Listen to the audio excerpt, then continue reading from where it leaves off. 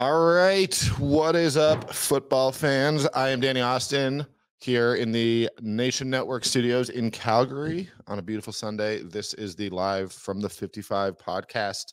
Want to thank our sponsor, Fraser and Fig, before we get going. But let's do this. Let's hop into it, man. This has been a bizarre weekend in the CFL. I am still very much catching my breath. We are recording this on a Sunday, so that is before the Argos and the Edmonton Elks face off at sort of 5 p.m. local time. So normally I don't always love that, recording before the final game. You'd love to talk about all four, but let's be honest, I don't care that much about that game. Elks and Argos, I think that we had a lot of other things to talk about, and we're going to do that. I look forward to later in the week talking about what is sure to be a lopsided Toronto Argonauts win. Should I be saying that when this podcast will be dropped on Monday morning after that game? And it's possible that things go very different. Probably not, but I have a feeling. I think this Argos team is good, and I have a feeling that this Elks team is not. That said, I can tell you one thing I did not have a feeling for. I called the Lions and Bombers on Thursday night the game of the weekend. I think that those are the two best teams in the league right now. I think the Lions have really surprised people out of the gate, and I think the Bombers are the Bombers. Obviously won the Grey Cup in 2019 and 21, and then lost it in crazy fashion last year. So, those are the two best teams in the league. I thought this was a heavyweight matchup. Did not play out that way. Turns out the Lions were a lot better than the Bombers. 30-6 win. First time that we've seen a team do that to Winnipeg in I don't even know how long, but they definitely haven't lost that way in a number of seasons. And I don't know. I don't know that this is a changing of the guard. I don't want to overreact to one game, but I think that this signals to us that we got to treat these Lions like the real deal. They are a Grey Cup contender. Yeah, it's only week 3, but when you see a team manhandle a veteran group, a group that's been here, a group that's been in big games, the way that the Lions did the Bombers, I think you have no choice but take them seriously. I like the way Vernon Adams is playing. I think that defensive line is absolutely elite. I think they just come at you in waves. They hit you again and again. I like these Lions. They shut out the Elks.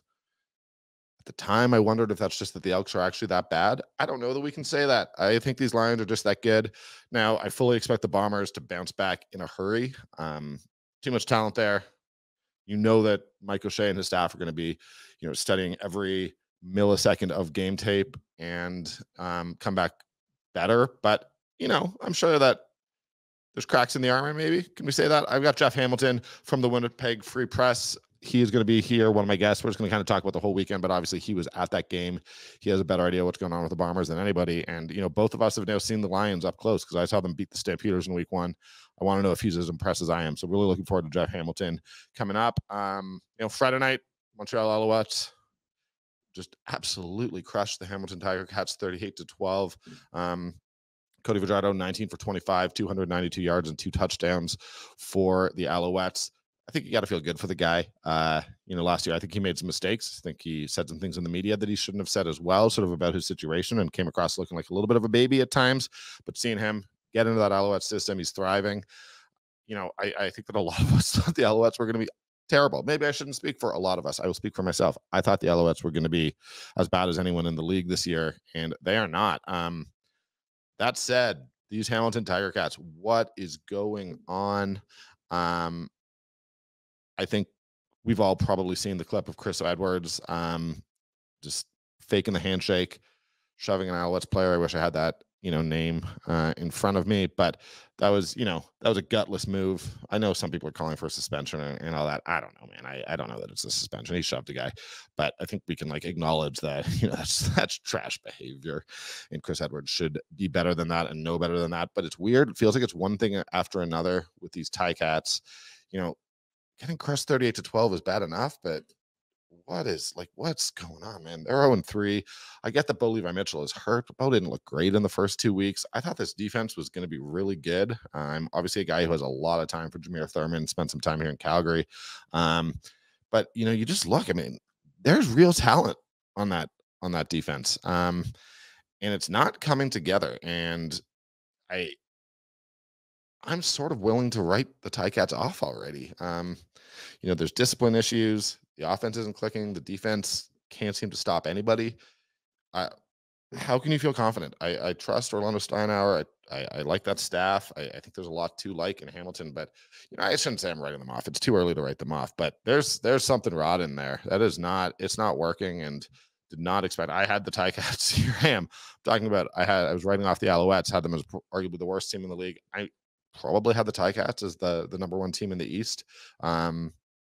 I didn't probably. I said that preseason. I should own what I said. I had them as number one team in the East. Part of that was only just because I didn't trust, Chad Kelly in Toronto. I needed to see him do it. Right now, there's zero chance. Right now, I have the Ticats as the worst team in the league. I have them below the Red Blacks right now. At least the Red Blacks have Mazzoli coming back. There's a little bit of hope there. But right now, Hamilton, it's just been one thing after another. It's been too much. You hate to see it. Third game of the week, Saskatchewan 29, Calgary 26, double overtime. 29-26 and double overtime. Sounds like it was a classic. I can tell you, being there for roughly 3/4, it was not. I have Ryan Ballantine from 3 Down Nation. He hosts the Ghost Stamps Go podcast. I needed to have him in. We normally try to keep these Sunday shows a little more CFL wide, but I think we need to do a bit of an emergency pod situation on the Stampeders because Malik Henry went down. I know, I talked to people. The fear is that is an Achilles tendon injury. A torn Achilles keeps you out for the season. I don't know that that's happening. We got to wait and hear. The Stamps have a bye week, so we may not know that for another week. But one way or another, that injury was not good. That is, you add that to Reggie Begelton, arguably their best receiver, arguably their most important offensive player, being on the 6th game. Jalen Philpott, we're definitely not seeing before Labor Day. I think a lot of us don't expect to see him all season. That's arguably your top 3 receivers who are down, plus Kadeem Carey, your MOP from last season, the running back, is on the 6-game list. These Stampeders are in trouble. I'm less worried about Jake Mayer than some. There are people who are going to be just yelling at me and saying, oh, he's not accurate, he's not good enough. Like, I think that was a tough situation yesterday. I know Jake Mayer hasn't looked like the MOP through 3 weeks or anything like that, but he's a young quarterback, and I do think that Calgary fans are a little bit spoiled in terms of quarterback play and don't recognize that there are ups and downs with the young quarterback as they develop, and the development is key. Either way, the Stamps, that offense is without some really, really key pieces. They have Winnipeg up next. Again, I know the CFL making conclusions on where teams are going to finish in week 3 is a fool's errand. I don't want to do it, but I just they need reinforcements. They need skilled reinforcements. This isn't bringing in a defensive lineman. This isn't this is bringing in top receivers. This is top talent. Malik Henry was signed for 4 years, I believe, last year. That's how highly they think of him. He's 26. He's in his prime. He's their best deep ball threat. Hopefully Reggie Begelton and Kadeem Carey are back soon, but there's real reason for concern, those injuries. And I talk with Ryan about it a lot, so I don't want to go on too long, but that's obviously the team I cover, and I've just never seen anything like this injury situation. It's hard not to be concerned. On the other side, honestly, I'm not saying that the Riders lit the world on fire with all of those injuries. It still took them double overtime, and you can treat that as a negative, but they fought. They played hard and they stuck in it, and that's something that I didn't necessarily see a ton of last year. So really impressed with these Riders. They're 2-1 right now. They are in the mix. They are. I don't know that they're beating Winnipeg or BC right now, but it's early and there's lots of room for improvement. Trevor Harris, 20 of 30 for 273, touchdown, 1 interception. The bigger story for me was Jamal Morrow. What a player that guy is, man. 22 rushes for 133 yards. There were times when I just thought he was the best player on the field. Lots of skill, lots of talent. And yeah, you got to give the Riders credit. I can't sit here and say, oh, the Stampeders, were fully a disaster. I think the Stampeders defense was really, really good. And I think the Riders found a way to win, picked up that interception in the end zone on the final play of the game. So, I think the West is interesting right now. Don't think Edmonton's showing us much. Worried about Calgary, but I don't think you can downplay the fact that the Riders are finding ways to stay in games. 2-1's not a joke, and they beat a Calgary team that, despite being really banged up, the Riders were banged up too, and they deserve full marks for that. So, it's good that they don't feel like the complete nightmare disaster that they did last year. I think that's good for the league. That's good for the division, and it puts a little pressure on Calgary to figure it out in a hurry. So, with that, that's just my thoughts. That's my intro. You know, we're working on the studio. I got these posters, these Stampeders receivers posters that I'm going to put up. I just got to get them framed. I tried to put them up there. They look terrible without, without a frame. So I got to figure that one out. But beyond that, that's it. Want to again thank Fraser and Fig. I'm going to read my little thing here on Fraser and Fig. A little ad read. Honestly, these guys, they're here in Marteloup. I grabbed them a couple weeks ago for a picnic. They do these sort of delicious, their cheese and charcuterie. They got fresh artisanal provisions. You can pick them up. You can get them delivered. It's basically these charcuterie and cheese boxes that are, curated. Tons of good ingredients in there. They got 4 sizes every occasion. Meat, cheese, dried fruit, fresh fruit, nuts, olives, pickles, carrots. The selection varies month to month, so you can get what you need seasonally. Honestly, super recommend Fraser and Fig, and very, very much grateful for them for sponsoring us here today. So thank you. Let's go over to Jeff Hamilton from the Winnipeg Free Press. All right, Jeff Hamilton, Winnipeg Free Press. This is the second time recording my intro for you because I said Winnipeg wrong, weirdly. But buddy, how you doing? Good, my man. Good to be here. Good to see you. Good to talk football. Love that you're doing this show. I don't want to take up too time in my intro, but it's great to be here. Good, man. I would say legitimately impressed that you. I mean, I would have said if you'd asked, I'd have said, "Hey, watch the fourth quarter and overtime of Calgary, Saskatchewan." But you actually went back this morning and watched the whole game. Well, I was watching it yesterday. I had plans that took me. I got to watch what was arguably the worst half of football this season, and then I checked my phone hours later, and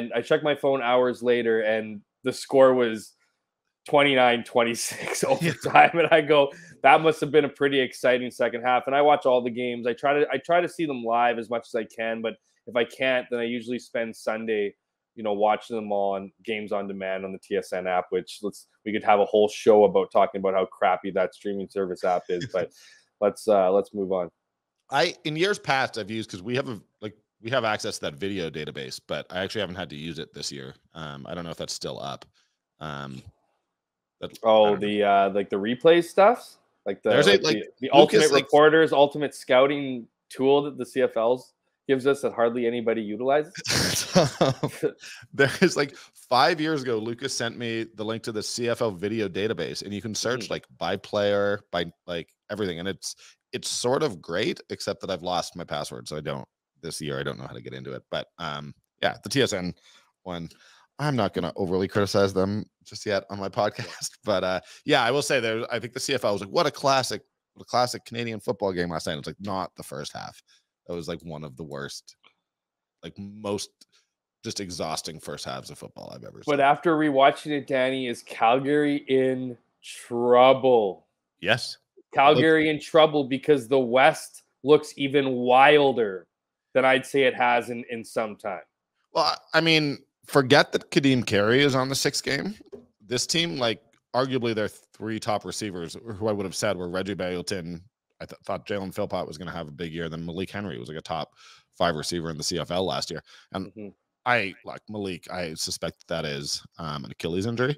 Yeah, that's the greatest fear? Are you feeling that's it? I think that's it. I feel pretty confident. I know that it's what people are worried about, but I mean, that's your 3 top receivers. They were judging by the comments afterwards too, it didn't sound like, guys were specifically, I read your piece, were specifically pointing out, you have, Peyton Logan go down, but everyone's focused on the one guy and saying, you know what I mean? A player doesn't say that unless he has an idea that things are a lot worse. Malik walked by us while Jake was talking and was talking about his Achilles. So I suspect that it is Achilles. And at that point, the Stamps have a bye week, and then Winnipeg, they're not beating the Bombers. So I have a hard time seeing it, and they're 1-3. So fortunately, Ottawa and Hamilton look pretty bad. So you can start sort of saying, okay, the crossover should be. Start looking at the crossover in week 2. No, I hear you. Yeah. I pushed you there. Yeah.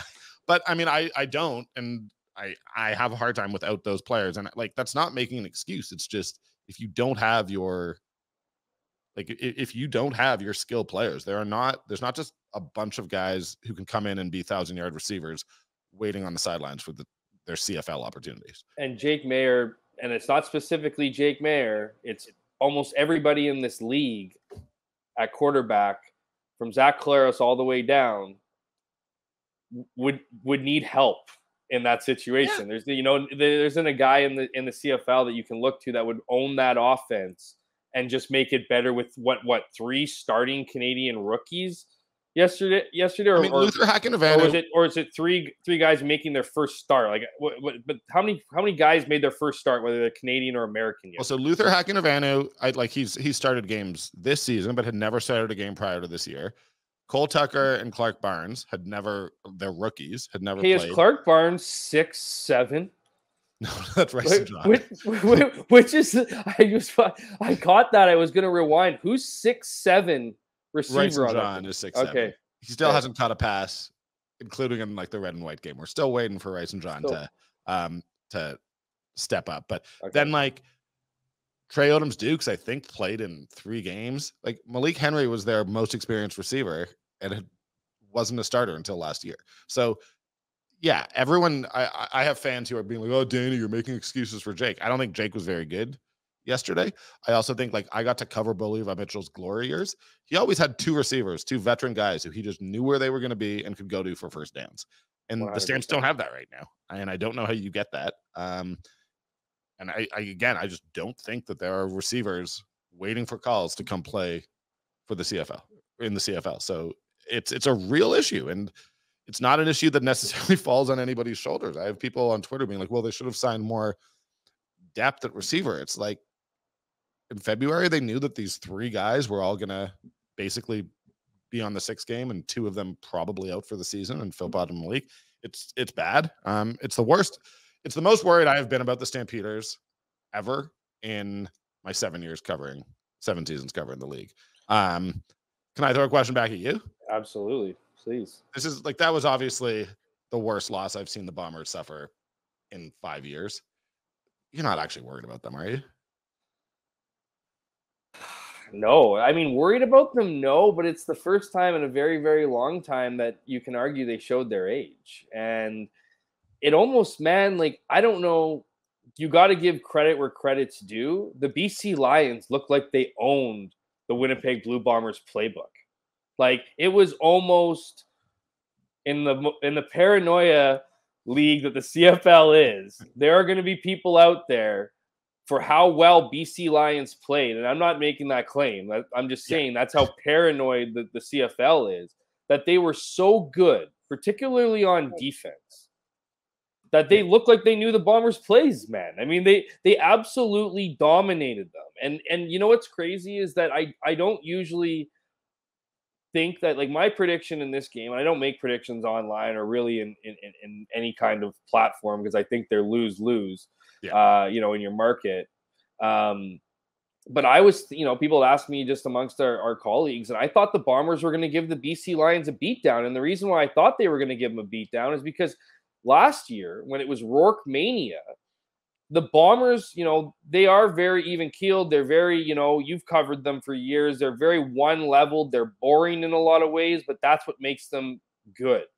Yep. And they big brother them last year. Like, they came in. Well, and the thing is that they took it personally. They showed a part of them that doesn't shine through in media and in their quotes. They took it personally that the attention was on Nathan Rourke and the BC Lions, and they set out that game to remind them who the talk of the CFL was after 2 straight Grey Cups, and they won 45-22. And I didn't think and with Nathan Rourke no longer in BC, them coming on, BC obviously on the road in an IG field, that the Winnipeg Blue Bombers, Danny, were 27-2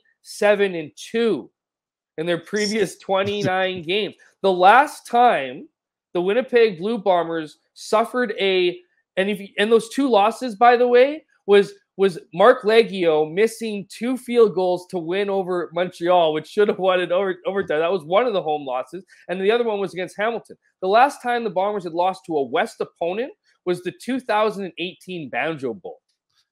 Fans don't know what a loss looks like really at IG Field, and I just felt with the BC Lions coming in with all the hype around them being 2-0 with Vernon Adams and yada yada, I thought they were going to give him a beatdown. On one exception, the way Vernon Adams talked the day before the game, man, it reminded me of the Winnipeg Blue Bombers going into the 2019 Grey Cup. He was quiet. He was not cocky. He was not, whatever. He was respectful. And it gave you this weird feeling that this team was ready and prepared. And we saw that from start to finish from the Lions. I actually find Vernon is one of those guys who, when he's winning, is like that. And sort of understands eliminating distractions. Like 2019, the Stamps and Alouettes had a big pregame fight, like at the 55-yard line at McMahon. And 3 weeks later, went to Montreal. And me, all I was doing was trying to get guys to, stir the pot and talk. And Vernon called me out on it. He was like, "Man, what are you trying to do here? Like, we're focused on a football game. That stuff happens. Like, we're getting." Was very looked me in the eye and just put me in my place a little bit. It was one of the more embarrassing scrum moments I've ever had, because he saw what I was doing. Called me. I love it though. That should be embarrassing. You got to be pushing him, and that's a great answer. Yeah, and it was a great answer, and it was good. But the weird thing is, it's that D-line, man. The Lions have actually quietly had one of the best, arguably the best D-line in the league now for 2 seasons. And it, me, I'm actually not trying to beat that, to jump on the Bombers here, because I've done that in the past. But look at those stats. How can you? I mean, you ask if it's a long-term thing. I don't think it's a long-term thing. They lost in week 3 in 2021 and then won 9 straight. Yeah, but exactly. That was 2 years ago on an aging team. So anyway, sorry to interrupt. Yeah, but this Lions D-line, were they, because they gave Calgary real trouble in week 1, and then they've now shut out the Elks, and then allowed 2 field goals to the Bombers. I mean, sacked Zach Collaros 7 times. Yeah, he got the Cody Fajardo 2022 treatment. Yeah, and Zach's the guy who can actually move around the pocket. So well, and that I think was the key in all this. Gary Peters said the day before the game, when he asked about stopping Zach, he said, "What you got to do is you need to limit him from escaping the pocket. He needs to be kept in the pocket, because when Zach goes rogue, when he's on the run, when he breaks contain and he goes improv, he hits guys 90% of the time." And he 100%. Did that 6 out of 7 times I counted in the entire game, where he actually was able to escape contain. He completed 6 of those. 2 of those, mind you, were called back on penalties.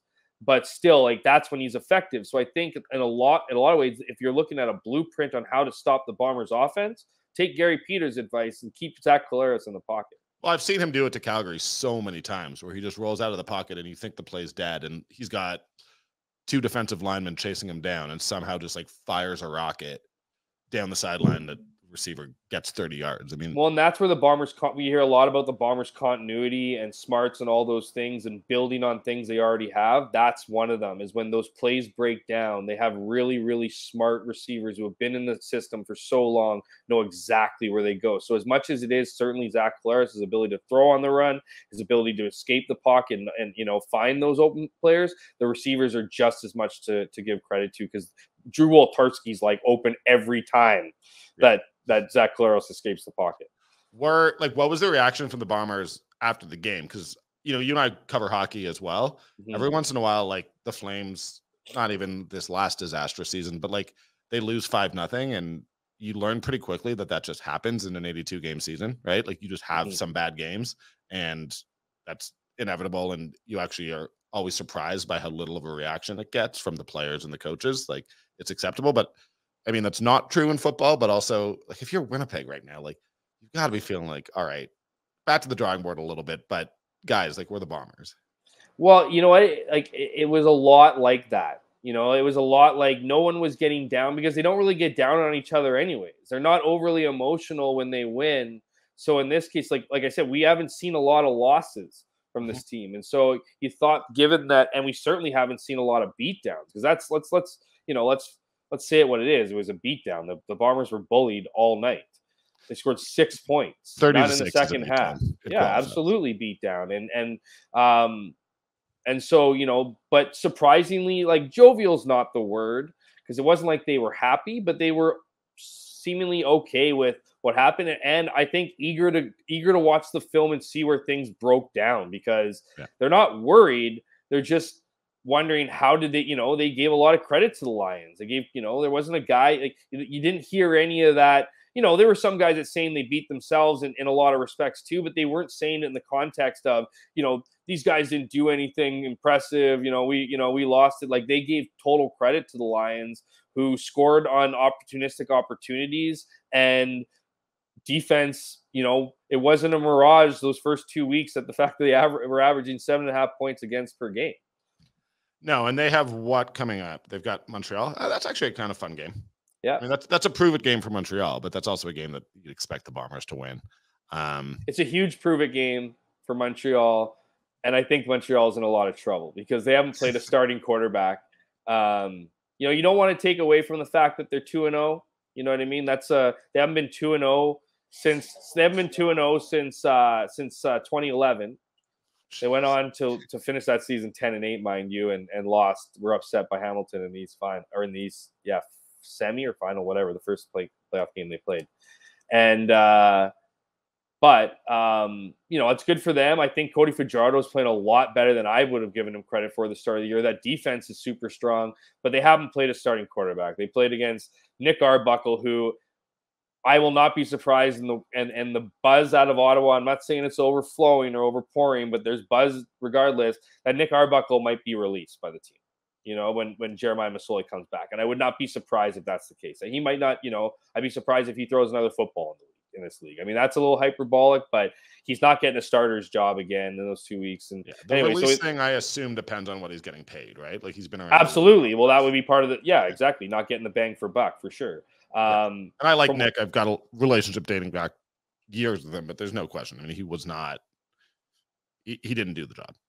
Well, right. And then, I thought Matthew Schultz was going to be he still threw for 354 yards.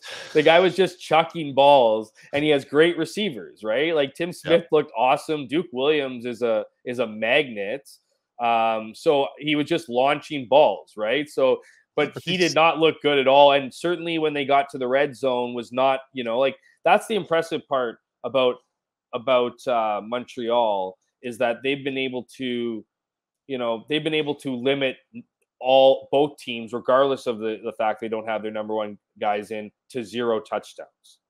And that can't be ignored. But I think the Bombers are going to be pissed off. They're going to be looking to prove their critics wrong. And it's going to be a pretty tough one, I think, for Ottawa to escape with a win.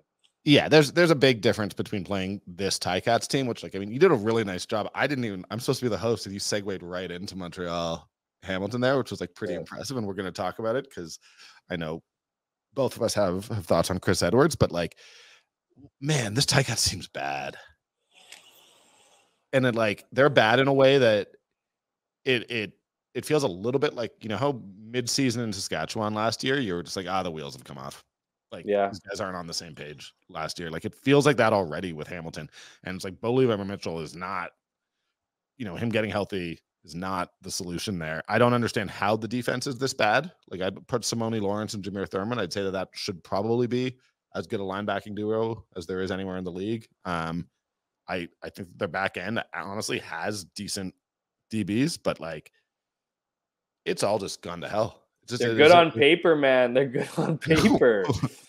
They bought a team this year, and I think you're bang on with your original point, where they're just not on the same page, and they're doing uncharacteristic penalties. There seems to be no leadership there, right? Just a bunch of star players that all think, those comments I'm making right now are pretty heavy for 3 weeks of action here, but they don't look on the same page at all. They're taking, Orlando Steinauer is usually a better coach than this, and you think he'd have his guys all pulling on the same rope. And your other point, Bo Levi-Mitchell wasn't the answer through 2 weeks. He's not going to be the answer to come back, I don't think, especially if he's banged up more. So what, he's recovering from yet another injury? It's you said, we did a podcast together a month ago, and you were let's not forget that Bo hasn't looked like Bo for a number of years. And you're I got to see him come back, see if this system, see all of that before I'm willing to say, oh, Bo's back. And was not good for those first 2 weeks. He threw some stupid interceptions in week 2. And week 1 against the Bombers, man, you talk about those back-to-back plays, which made it a weirdly close game in week 1. It was crazy how the Bombers were pure domination, and then it was back-to-back, and it's an 8-point game with 9 minutes remaining. Anyone who knows the CFL, you might as well have that's an eternity. So, but the thing was, everyone talks about how like the offense was bad because Bo Levi Mitchell was bad. The Bombers defense takes pride in not allowing explosion plays. They'll always say just don't let them blow the top off on us, right? I mean that's everyone's goal. But the Bombers, who have had great defense for years, that's what they take their pride themselves in. The Hamilton Tiger Cats drew up a game plan that gave Bo Levi Mitchell about 5 explosion plays that if he was even close to being on target, 4 of them, if not all of them, are touchdowns. Yep. He underthrew and overthrew his receivers all night long. And while, yes, that's he's working his way through chemistry and playbooks and all that, both of those things look good. It was his arm and his accuracy that hurt them. Which was the issue in Calgary last year. And now, he's hurt, going to miss a bunch of practice time. And the idea that he's going to be able to come back, that's actually not an indictment on him. It's just like he's already behind the 8 ball a little bit. It's not going to work. And I honestly, in week 2, what was it? Tim White pushing teammates, like all that. And then in week 3, Chris Edwards with one of the most just gutless things I've seen on a football field in a long time. I know, you got some thoughts on it, but what was he thinking?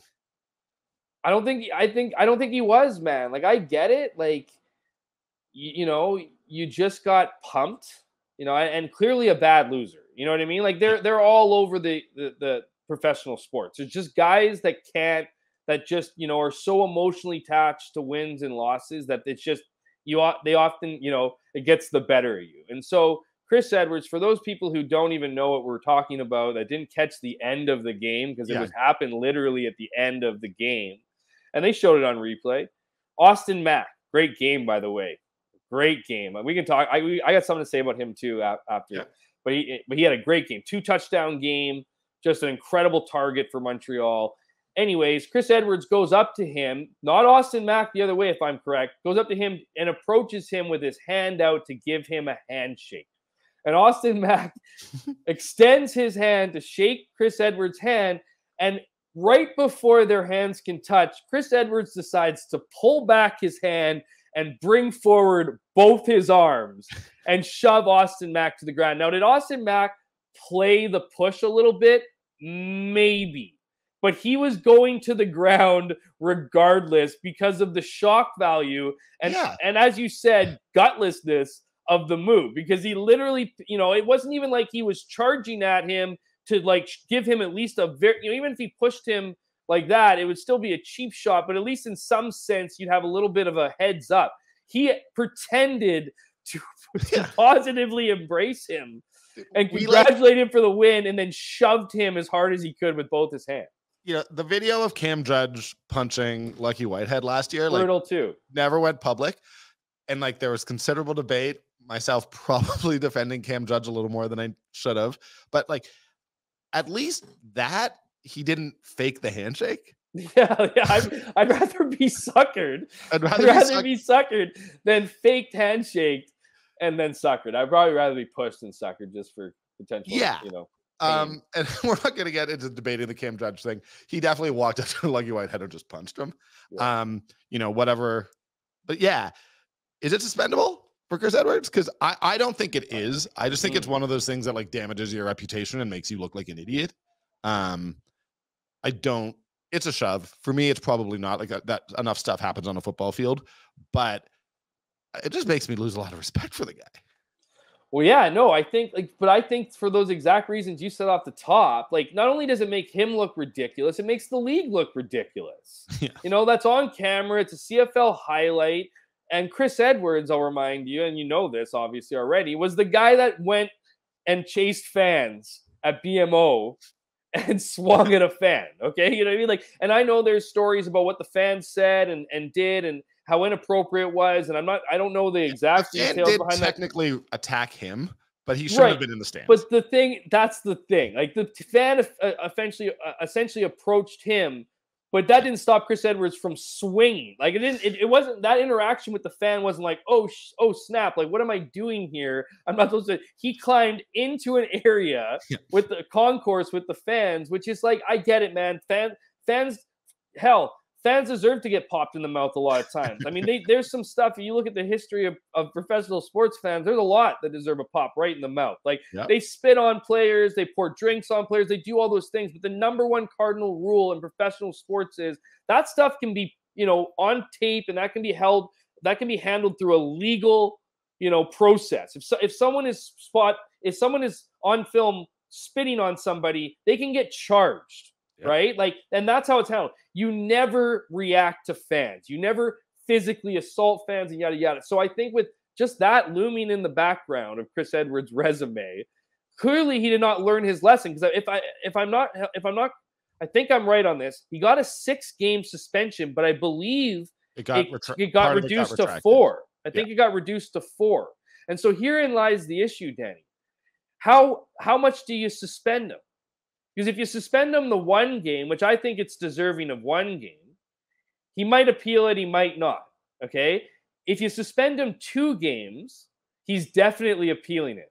I still think he probably appeals it in week 1, just because he won the first time he appealed the suspension. Maybe he'll win a second time. It's also the CFL, which means that the arbitration process is like 6 months. Exactly. So it's like what they do, and that's why with the Garrett Marino thing. With that exact reason, the process is so ridiculous. It's like it takes them it's like the public walking into a courtroom and being like, "Hey, my buddy did this. Can you put? Yeah, for sure. We'll throw it on the docket." Like if this appeal thing. So they got to get it's ridiculous. It's not quite that bad, but it's bad. And so the CFL knows this. For the Garrett Marino situation, you want to know. The CFL like to boast about how this was the biggest single suspension they've ever given a guy, 4 games, right? But he broke it up into 1 game for this, 1 game for that, and 2 games for, the actual, thing. And so there's precedent to that, praying and hoping that Garrett Marino would not appeal it. And so this will be the interesting thing, because if you're Chris Edwards, you don't want money out of your check. If you're the Hamilton Tiger Cats, you don't want Chris Edwards out of your lineup. Yeah. And they'll say he pushed him. Was it childish? Absolutely. Was it pathetic? Most certainly. Are we with Orlando Steinauer's face at the end of the game when he shook his head at that incident? Told you everything. Mike O'Shea and Orlando Steinauer are identical guys.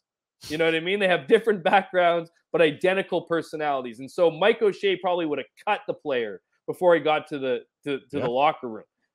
Certainly would have cut Garrett Marino. Coach Orlando Steinauer cannot do that because his team's 0-2, and this is his starting guy, so he brings him in. So I'm wondering. I know this is going on long about it. 1 game suspension for sure. Well, no, I probably fall on that he doesn't need to be suspended, but it's also, I'll take any opportunity to talk about the CFL's appeal process for suspensions. Sure. You probably wouldn't remember this, but 2018, the East Final. A Red Blacks player named Jonathan Rose basically had an altercation with an official and was suspended, and then was able to appeal it. So he was able to play in the Grey Cup anyways. And I don't know if he ever actually had to sit out a game. Which is insane. If you do something in the West or East Final, you shouldn't be able to play in the Grey Cup. And did he not have a game sealing interception at one point? Did he not have an impactful? He was impactful. The Stamps won, so it's one of those things that just kind of fades into history. But it's the suspension process is insane. Speaking about insane, how do you feel about Randy Ambrosie saying it's not a failure for there to be no stats currently? Oh man, so he was in Winnipeg before the game, so that was really I think that's the first time anyone's ever peppered him with questions about the stats, right? I don't know. He was in Calgary week 1, but to be honest, I didn't realize that the stats the stats kind of were okay, you weren't gonna, it was an issue-ish by week 1, but it wasn't one that you didn't know was gonna whatever, right? So Calgary played the first game, right? Exactly. So I legitimately, all through training camp, I could go check what Dedrick Mills did last year. So legitimately when he was there and I talked to him, I had no idea. I think it's ridiculous. It's so tough because Randy's the nicest human being in the world. So when he expresses his words, he's genuine, but you just want to You just want to be like, come on, man, come into our world, come, like come into reality just for a quick second. And like, no one's asking you to, shit on your league and say, whatever, but like to say that it's not that it's I don't know if he said it was a success, but not being an issue. And that he pretty much said, look, we understand there's issues that are happening, but he kept saying like, he kept saying, I don't want to be defensive while he was being defensive. And he was saying it wasn't a resources issue, while then saying it was a resources issue, like saying like the scorekeepers, because one of the big questions is, well, why not use last year's or the other software in the meantime, and then get this stuff built up? Because what they're doing is essentially, and I'm not a stats guru or a computer guy, so probably some people are going to roll their eyes at this, but they're essentially building this thing, in a way, because I've talked to some, tech people, even some people who are doing it, saying that it's like they're taking this data and they almost have to input it like individually, and it's such a time-consuming process. And one of the issues is they brought in so what they're doing, they brought in the NCAA's like software, and so now they brought that in. Now they need to fix it. So like, because there's so many things different. Like, it's not just, as someone described to me, it's not just making it a 110-yard field and 3 downs. Like, there's all these issues that are coming up that need to occur to then get fixed. And then they're so it's like, anyways, but to Randy's comments, and a lot of the people, like, I know there's some hardcore CFL fans out there that are that notice this, that don't, there's some gamblers out there, I imagine, that can't go to player profiles right now, because that's the other issue. It's not just the live stats. It's, you can't go on CFL.ca and the game tracker. You can't go on player bios. You can't look at players' individual stats over years. So, there are some people who who are fans and whatever, bettors and things, that will be upset by this. But there's a vast majority of people who are just like, well, it's stats. Like, you know what I mean? Like, whatever. I'm telling you right now, it's hurting the league's growth. It's hurting the new fans coming from the States who while trying to make it look like you're a much better product, because that's Randy's promise here, right? Is that, hold on, guys, everything's might not be great and it's going to take some time, maybe another month or so, but boy, will it be worth it. Like, that's his message here.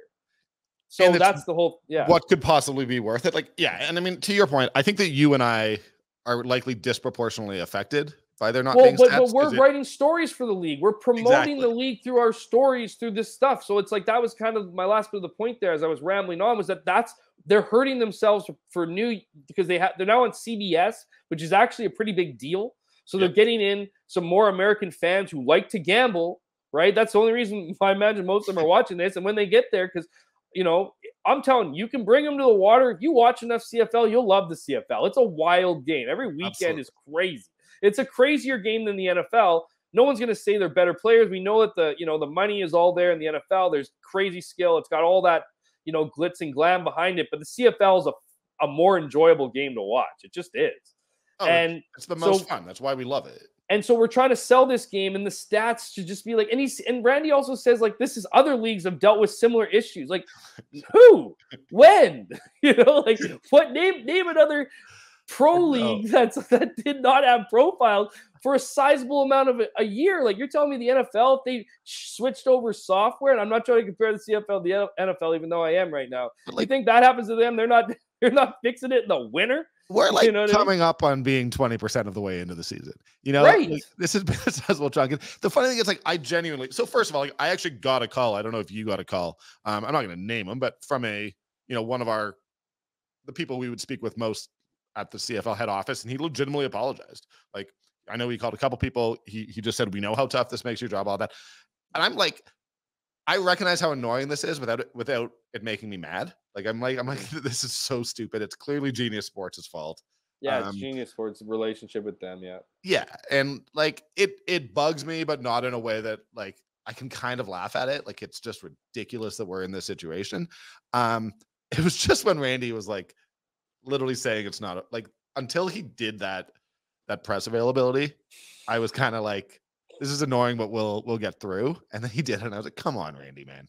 Like, Yeah, I I think understand his this is your silence job. sucked too. His silence, he needed to talk about it because I think teams were starting to get upset. You know what I Yeah. mean? Like, because they were hearing from fans and whatever. I know the Bombers have heard from fans. 'Cause I know fans have emailed me and Yeah. told me that they've emailed the Bombers and talked to Wade and whatever. How that's translated, I don't know, but you got to think that's happening in other markets. Completely. And And they're wondering where Randy is. if any of those teams, as we know they did, had questions about why the Genius Sports thing was going on, I'm sure that this is only, causing them to double down. So it's ridiculous. One more thing on it. This is where I think we should leave it. Okay. Is Randy's message was, it will be worth it. Trust me, trust me, trust me. So while it sucks to not have the stats, he's put this because he's talking about chips in the ball and how this is going to be wild. Like the stats was pretty good before. I liked them before. Yeah, So if they don't blow our mind, like that's where the next, like, so expectations are super high right now. I hope it's worth the wait for Randy's sake. Yeah, and maybe it is, right? And like, great if it is. Like, full marks to them if they get it right. It's just like you're saying, like, I don't know, of all the things I've ever felt were needed to be fixed in the CFL, I never felt like the stats apparatus was top of the list. Just never felt that way. No, I thought that was one of the great things that was working. Yeah, yeah. I don't know. It makes my job harder, but what are you gonna do, Randy? Good job. All right, dude. I should let you go. I asked you for half an hour. It's been 35 minutes. No, I had a lot of fun. Time flies when you're having fun, man. I can talk about the CFL any day of the week. I know. It's what I want from this podcast is literally like, and I've had some athletes and stuff, and that's been great, but I kind of just, I don't know. I've talked about it a million times over the years. I'm just like, I just want a place where people who kind of know and like the league just kind of go and talk. And yeah, exactly. we did a little bit of prep work talking about what we might talk about, but I'm like, if this is what it is, if it's good people around the league just kind of popping in and talk, I hope people like it. So yeah, right on, man. Well, hey, have me back anytime. Yeah, I had a great time and love that you're doing this. So I'll end where I started off. Love that you're doing this show, and yeah, man, that's awesome. I appreciate you, Jeff Hamilton, Winnipeg Free Press. Thank you for your time. That is awesome. All right, we got Ryan Ballantine. Ryan, you're media, but you're also one of the smarter, more informed, more I know you really love the Stampeders, I guess is what I'm trying to say. So you're sort of the perfect guest because I mean, we try on Sunday to kind of go league wide, but I do think being there last night at McMahon and seeing Malik Henry, let's be honest, he basically said to us, walking through the locker room, that it was probably Achilles. That is a season ender, assuming if that's what it is. We don't know. He's got to go for testing. I'm not trying to imply otherwise, but this is borderline. I mean, the ship is sinking a little bit. It feels like on the offense, right? You start to wonder who's left. I mean, it used to be about who's next when it came to the Stampeders, but I don't think there's anybody left. You've got Tommy Lee Lewis, who's been kind of bouncing between practice roster and the injured list, and he's back injured again. He pulled his hamstring this week. But that's it. And that's it. There's no other receivers on the roster. So I think if Malik Henry does get that news, and I mean, you always hope that it was something that doesn't end up being that season-ending issue. But right now with Malik Henry, if he's gone and Reggie Bagleton's already on the 6th game, you have to be using your bye week to bring back some receivers, right? For people listening, this is going to be nothing, but I picked up one of the Stampeders receivers posters that and they did such a good job. Like, I actually I feel bad doing this, but there's Reggie Bagleton, the biggest. There's Jalen Philpott, the second biggest, and there's Malik Henry, the 4 featured receivers. 3 of them are out, and now we don't know how long Reggie is out for. I mean, he's on the 6th game. They listed it as a rib injury. They said there was a little procedure done. So with a bye week, I mean, he's not going to be back for the next game. No, I don't think. But there's always the possibility that he is not going to be gone for that long. But with Malik, I mean, we've covered players who, when the Achilles, if it tears, they're gone for a year. Like, it is not. Yes, it is not. Oh, there might be a race to get them back for late October. They're done for the year. And Malik was this team's top receiver last year. Short term, you have Winnipeg coming up. It's hard not to just chalk that down as a loss already. But I mean, this is a team that we're not even talking about how Peyton Logan left the game yesterday. No, they went from having easily the deepest running back group to now basically. I mean, it's if Dedrick Mills gets hurt, have nothing. But I do want to touch on that in a minute. But with the receivers, I mean, they had receivers at camp. I know you guys were talking about it in the media room a little bit yesterday. There are like 1 or 2 guys who maybe could come in and, you know, they're not going to be able to do the whole playbook in a week, but it's like you're not, there's not veteran guys out there in the CFL right now who are just, you know, waiting and ready to come in. You've got to just take a gamble on some youth, right? Yeah, there's no kind of free agents that are just sitting out there that you would think could come in. And I mean, even if you picked up a veteran free agent who didn't make a team this year, he's also not coming in to learn the playbook in a week either. You know, these guys will have been veterans in CFL systems, but as far as the cadence and the play calling and the, you know, the designation of what plays or what, that would also be incredibly difficult for any veteran to come in and do it, even if you signed him today and gave him the playbook 2 weeks ahead of the game against Winnipeg. So I think for me, I think you're probably looking at Floyd Allen, maybe. He was the one that stood out to me in the preseason as the guy who made the biggest impact, I think. And I was even surprised when the cuts came down that Trey Odoms-Dukes was kept ahead of Allen based on what I saw in the limited things I did see. So I could see maybe him coming back. I mean, Dave did indicate in his post-game presser last night that he's kept conversations open with certain players. And I imagine that receivers are among that group. We've seen this like time after time after time. There are normally, I don't know how many guys. There are a couple guys who at the end of training camp are let go, and Dave is like, please be ready. Like, yeah, we're letting you go because we don't have a spot for you right now. But like we literally, I don't know if we view you a part of the future, but we're not uninterested. You know, this is a just not you type of thing. Well, and even if you want a perfect example of that, if you want to go way back in the Wayback Machine, Charleston Hughes was cut at the end of his first training camp, and he ended up coming back due to an injury on the defensive line and went on to be one of the best defensive players in league history. Am I crazy that Reggie was the same way? Reggie might have been an injury situation. I don't think Reggie was cut, but Reggie was practice rostered early, earlier in his career. I'm not so was Kamar Jordan for a long time. He was a guy that hung around waiting for his opportunity. So, and he's the name that I do wonder if, like, the thing is, he's not a wide receiver, like he's a slot receiver. Right. And so, like, Kamar is the one that you can't help. I don't think he's an option. I don't think that that's the direction that the Stampeders are going to go, but he's the name out there that he didn't get signed last year. I know he hasn't, like, he didn't retire. He wanted to play this year. There just weren't offers. Right. Like, he didn't have a great year last year, but if you're talking about someone who does know the system and you just need someone for 5 or 6 weeks until Reggie's back, I mean, I can see the argument for it. Although I also think that, like, he's in his mid-30s. He's got an injury history, and you're probably better served bringing in one of these, you know, these Floyd Allens, these young guys who you think might actually be able to be with you for 4 or 5 years. And that's especially true because Tommy Lee Lewis is not in his early 20s. They did not keep a developmental receiver on the roster after training camp. I mean, that was the surprise for me. I'm not criticizing it. I have no idea what the thinking was one way or another. And I know how high they are on Tommy Lee Lewis, but Tommy Lee Lewis, like, the hamstring it's just recurred since he got to camp. So I don't know that you can view him as a reliable week in, week out option for the rest of the season.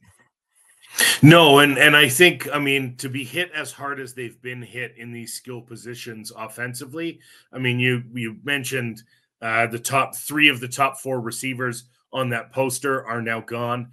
And, you know, I don't expect we will see Jalen Philpott back this year. If it is an Achilles, Malik is done for the year. Reggie, you know, he's on the 6th game, but the 6th game could be 6, 7, 9, 12 games. I mean, the idea that the 6th game is, he'll be back in 6 weeks. No, that's just the longest. Yes, that's just the longest injury function they're allowed to put him on. And I can be honest, like, I don't know when he'll be back. I haven't gotten a clear indication on that. Like, I have asked around a little bit because prior to this game, you know, with Logan and Henry going down, I honestly already thought that they were sort of in disaster mode. Yeah, like I was not confident that it was a good situation. And I do also think that, like, the Kadeem of it all is separate in my mind. I don't like having the running back. You do have Dedrick Mills still. whatever else is happening, and Kadeem is a star and he's a leader and you want him in the lineup, but that's different from what's happening with the receivers, where, as we're saying, like, they literally just don't have any more bodies. That is different from having a Dedrick Mills who can run for 100 yards. And I think that the other, and to sort of move on, my emails, man, this morning, like I woke up and I was like, oh, yes. Oh, I'm sure. Yeah. Were you as concerned by the Jake Maier performance yesterday as some others? No. I mean, let's be real about it. Did Jake Maier look great? No, I don't think he looked fantastic. You know, he had an end zone interception that was bicycle kicked into the air.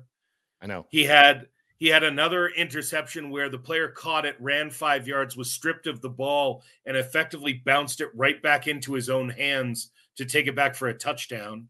Mm-hmm. And then you had the game-sealing interception in overtime. None of those are great plays, obviously. But also, you had Rice and John, who has not caught a pass for this team in game action yet. Mm-hmm.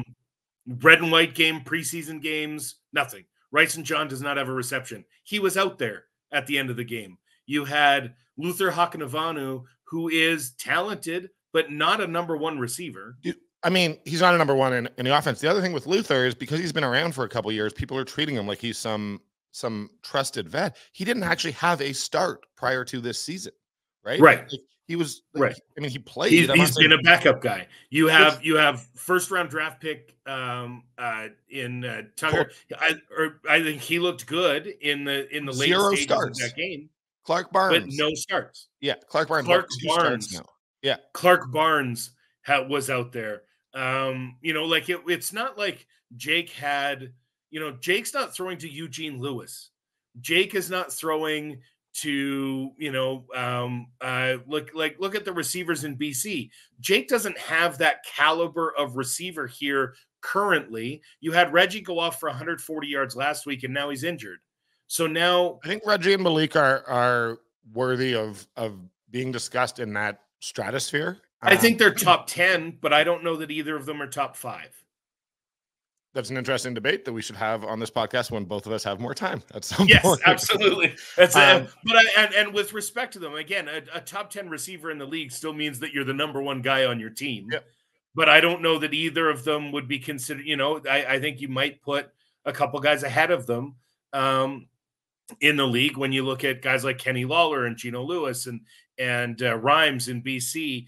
I think there are other guys that are getting those spots. Well, if you're doing a pure fantasy draft, and completely, and I think that is, people are going to say, "Oh, you guys are being too easy on Jake, too easy." Like, no, like I do think like there's a little bit. There looked at times to be a lack of confidence that that is concerning. Except that's a young quarterback; they need to build their confidence. Yes. And I think that Calgary fans have been so spoiled with quarterbacks over the years that potentially they're just not used to the fact that it's not always going to be the 99th percentile. Sometimes you're going to have to deal with a quarterback who is trying to figure it out. And especially, Bo always had his go-to targets, whether that was Markway McDaniel, whether that was Eric Rodgers.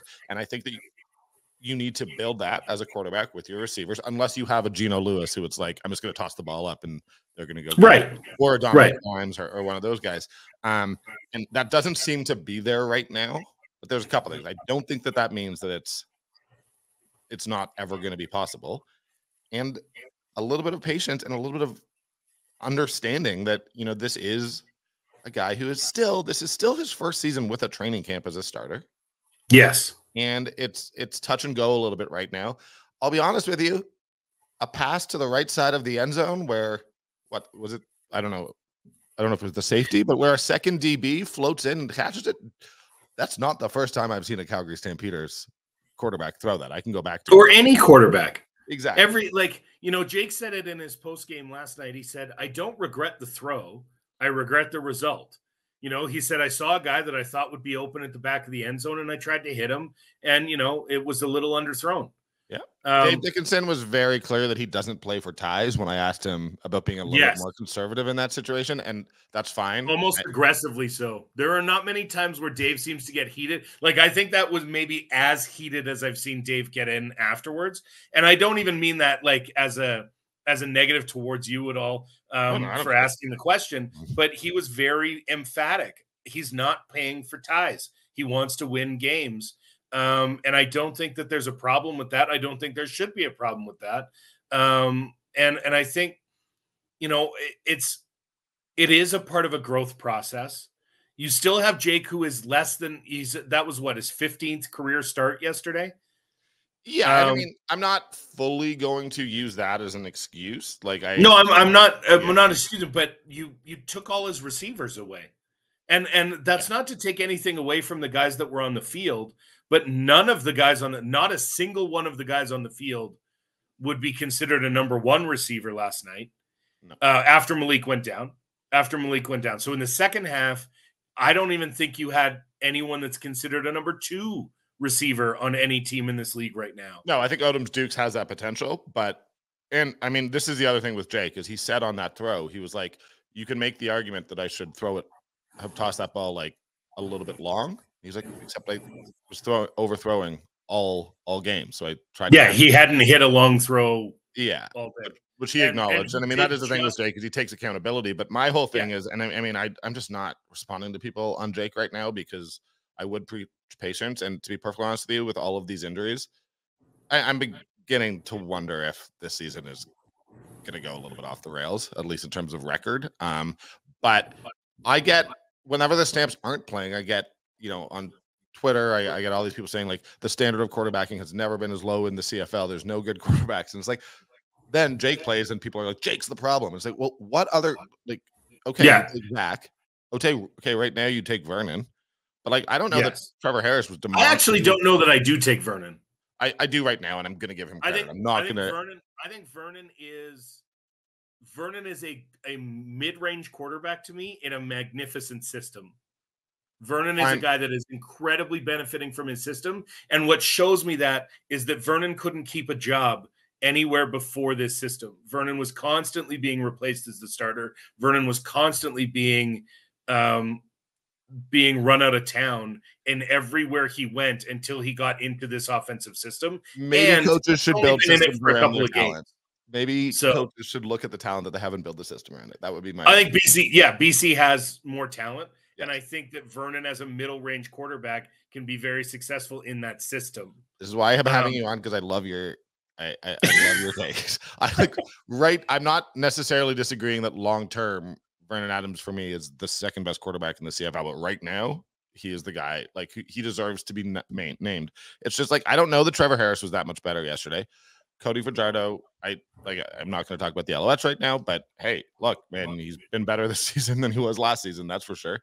But like, it's not like he's the 9th best quarterback in the league. You know, no, Ottawa doesn't have a quarterback. Edmonton doesn't have a quarterback. Well, we'll see what Masoli is when he comes back.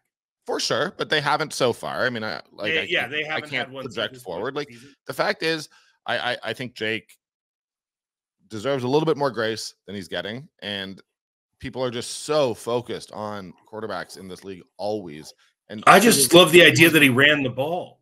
There were a couple times where I was screaming, "Run, run, run! The room is there," and he did take it. And that, to me, is a step forward for Jake. I think the ability to take off, to scramble, to get out of the pocket, and to make something happen with his feet is a benefit. I want to see it more, because, to be honest, I didn't love the way when pressure came yesterday that he released the ball. I thought there were some ill-advised throws under pressure, and that's, again, young quarterback. I'd like to see him moving around a little bit, so that potentially, and a young offensive line. Yep, absolutely. On the outside. Sure did. I didn't think the offensive line was terrible yesterday. I think sometimes you got to give the Riders or like the opposing team some credit too, and they've got a pretty good deal. The Riders were in the backfield all the time. Their defensive backs played really, really well. I think it's unfortunate. I mean, we saw what Jake did against a bad team in Ottawa. He lit him up. Mm-hmm. Lit him up. And against a great team in BC, like Calgary scored more points against BC than any other team they played. Calgary played BC better than Winnipeg did. Yeah. So is that a byproduct now of Calgary just having a weird schedule to start? I mean, do they go 1-3 after this week or after the bye week? Probably. I would. Winnipeg's. for the first time in a long time. I'm not going to fill Stampeders players watching. I'm not saying Winnipeg's going to beat you, but I'm saying all indications are that Winnipeg should win that game. And I don't even think it's a, I think if they're going to win that game, they're going to have to win that game with the defense. And respect to the players on the offense, but I don't think that they're going to come out and with, even if they do get reinforcements, bringing them in and putting them into a system is not what they're going to do. This Stampeders team, since Dave Dickinson's been head coach, have not come out of the gate well. They are typically a 500 team by Labor Day. And at Labor Day, then all of a sudden they reel off. I mean, for the last couple of years, that's probably true. Well, yeah, I guess the early days of since Bo's shoulder surgery, they have been a 500 team come Labor Day. Not last year, were they? Last year, didn't they go? They were floating around it, and they got hot in the back half of the season. I know that they went into Winnipeg, and you're probably right because they lost. They're 4-2, I think, and then they. Well, no, so I think they were 4-0 going into Winnipeg, and that was Winnipeg was 5-0, and then I think that they lost to Winnipeg, lost to BC. So it was. You're right. They were floating around. They weren't. Yeah. They weren't world beaters by Labor Day, but this team has seemed historically to turn it on once their players get into the system, once they become comfortable, because you have so many players playing so many new positions every season that it does take a while to gel, and they try and peak for the playoffs. Now that hasn't happened since 2018.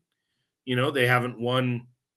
They haven't got to the Grey Cup since, but they're still a playoff team every season. And would it surprise me to see them be a playoff team this year? No, not at all. They could be a crossover team for the first time. I think that's possible, that they end up as a crossover team for the first time. But I mean, I don't see the East being better than the fourth place team in the West. No, I mean, I think that's the Ottawa question there. I mean, Hamilton, it appears, is sort of a complete trash fire. So I have trouble seeing Hamilton having a better record at the end of the year than the Stamps. And I mean, that's the thing. For whatever, I'm honestly, I don't think either of us are being critical of anybody. I just think that there's a reality when it comes to the injury situation, and it's hard to see them passing a 3-0 Lions team and then a Bombers team that, whether there were concerns, and I'm going to be talking to Jeff Hamilton about those later based on this week's game. I mean, it's still the Bombers. They're still pretty good. But with all that we're saying, everyone's saying, "Oh, Jake was terrible," whatever. It took double overtime for the Riders to beat these guys. So it's the result. It's the wins and the loss. This goes down as a loss for the Stamps and a win for the Riders. But and the Stamps did score 10 points in the last 5 minutes. Oh, I like the down fourth quarter. 10 late in the fourth quarter, and they came back to send it to overtime and had a shot at winning it in overtime with that pass. Completely. Now, Marshall makes a great play, but they had a shot in overtime of winning it on that pass. So I think that the sky is dark, but it's certainly not falling in Calgary. And I think early season results, everybody's always quick to write off the Stampeders and feel glee that for the first time in their professional careers, they can see the Stampeders not be a contender. But until we get into it and they're not in the playoff picture with 3 or 4 weeks to go, I wouldn't write this team off. No, I think that's fair. I'm going to let you go here because you got to go play some slow pitch. Yes. It is an area where we are not going to talk about it on my podcast because we are fundamentally opposed to the approach to slow pitch. And I believe as it pertains to taking the expression as it goes is he gets on base. So do I. I just swing the bat. But buddy, thank you so much, man. I honestly, I know just for people who aren't aware, Ryan had an incredibly busy day and took time. So I really, really appreciate it. And I just think it's important, actually. I mean, I think the Stampeders injury situation is one of the biggest stories in the league right now. So thank you for coming on. My pleasure, man. Anytime I can be of help, you just let me know. You bet. Good luck at slow pitch, buddy. Cheers. Thanks. All right. We're going to wrap up here a little bit. I want to thank Jeff Hamilton. I want to thank Ryan Ballantine. That was awesome. I really appreciate them coming in, wrapping up the weekend for me. Really appreciate my people at Fraser and Fig for sponsoring the show. I've talked about them a couple times on the show, but I will talk about them again. And this is a product that I love. They do this cheese, charcuterie. It's all fresh, artisanal ingredients. Pick up, delivery. Did this a couple weeks ago at a picnic. Had a really, really nice time. They do these cheese and charcuterie boxes. They're curated with local and artisanal ingredients. They got 4 sizes for literally every occasion, including my little picnic, a little bit of white wine, one of these charcuterie boxes. You're good. People are going to be impressed. Meat, cheese, dried fruit, fresh fruit, nuts, olives, pickles, carrots. It's everything you could ask for. Honestly, I really, really recommend this. It's awesome, and I appreciate them being our sponsor. So thank you to Jeff and Ryan. That is it for me, and have a good weekend, guys. Not weekend. This is coming out on a Monday. Have a good week. Also have a good weekend, but mostly have a good week. That comes first.